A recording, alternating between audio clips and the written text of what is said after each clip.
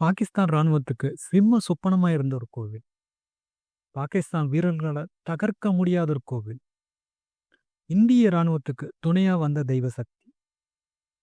வெறும் 120 பேரு 2000 பாகிஸ்தானிய ராணுவ வீரர்கள தோற்கடிச்ச ஒரு கதை. இந்த வீர கோவில், தெய்வீக சக்தி மிக்க அந்த கோயில் எங்க இருக்குன்னா, ராஜஸ்தான்ல இருக்கு. அந்த கோயிலோட வரலாறு, எப்படி இந்த கோயில் இந்திய ராணுவத்துக்கு ஒரு முக்கியமான ஒரு பகுதி, ஒரு கோவில். இந்திய ராணுவத்தால பராமரிக்கக்கூடிய ஒரு கோயில் அப்படின்னு சொல்லலாம். ஓ, என்ன இந்த கதை? எப்படி இந்த கோயில் இவ்ளோ முக்கியத்துவம் வாய்ந்த ஒரு கோவில்? அப்படின்னு வாங்க வீடியோக்குள்ள போலாம்.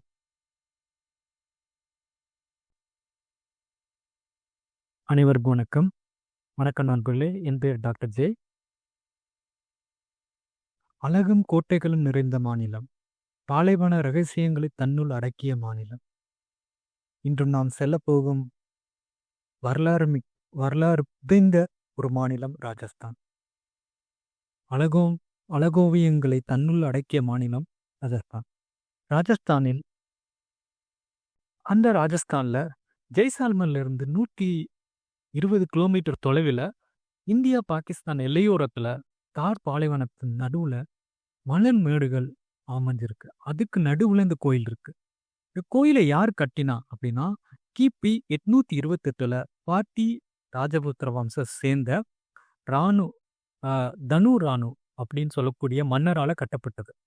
அவங்க பாட்டி ராஜபுத்திர வம்சம் சேர்ந்தவங்க இந்த கோயிலை எப்படி நம்புறாங்கன்னா, ஹிங்லாஜ் அம்மனோட ஒரு வடிவம் அப்படின்னு நம்புறாங்க. ஹிங்லாஜ் அம்மன் யாருன்னா, 51 சக்தி பீடங்கள்ல ஒன்னான ஹிங்லாஜ் அம்மன் கோயில் பலுசிஸ்தான் மாகாணம், பாகிஸ்தான்ல இருக்க பலுசிஸ்தான் மாகாணத்துல அமைஞ்சிருக்கு.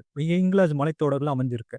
இந்த அம்மனோட ஒரு வடிவம் தான் தனுட் மாதா அப்படின்னு நம்புறாங்க. தனுட் அம்மன் அப்படின்னு நம்புறாங்க.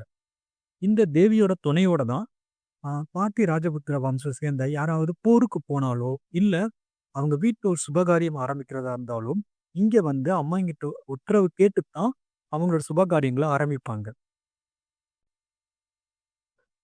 இந்திய ராணுவத்துக்கு ஹிங்லாஜ் அம்மன் முதல்ல இறங்கி தன்னோட அருளை காமிச்சது 1965 இந்தியா பாகிஸ்தான் யுத்தத்துல.